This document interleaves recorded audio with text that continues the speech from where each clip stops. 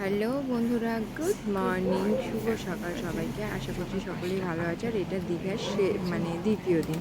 এই আজকে তো বাড়ি চলে আসবো, তাই সকাল সকাল উঠে পড়েছি। উঠে একটু রেডি হয়ে গেছি, কেন যাব মোহনায়।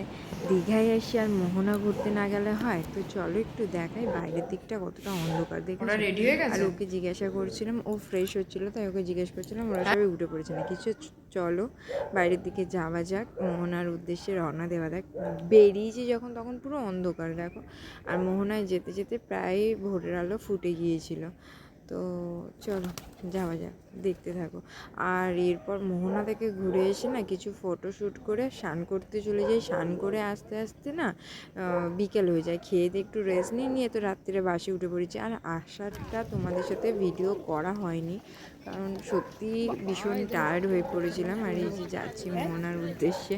মোহনায় আমি প্রথমবার যখন এসেছিলাম না, তখন একটু অন্যরকম ছিল। আর এখন আমফানের ওই ঝড়টা হওয়ার পর না একেবারে অন্যরকম হয়ে গিয়েছে দেখো।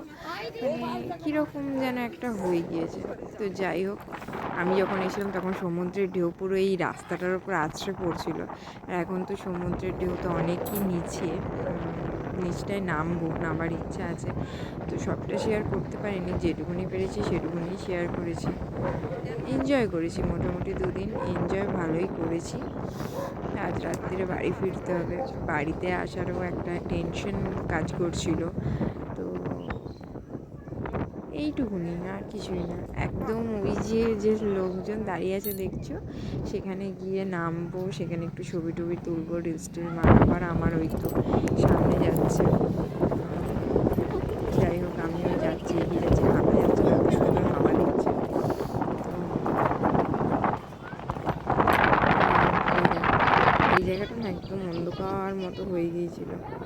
বেশ মেঘলা মেঘলা ছিল তো, আবার তখন তো সূর্যটা উঠে পারিনি, সেই জন্য। আমাদেরটা ওই যে ঢেউ খাচ্ছে,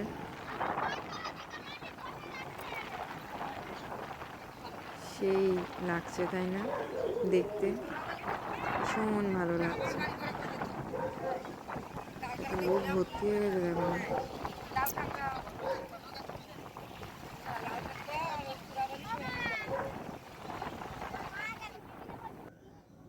এই যে ওনাকে বলছিলাম একটু সূর্যটা হাতের কাছে নাও, নিতে পারছিল না। তো যাই হোক, আমি একটু ছবি তুলে নিয়েছি। তো এবার রিটার্নে বাড়ি আসার পালা। তো এত অবধি, টাটা, বাই বাই, আবার পরের দিন দেখা।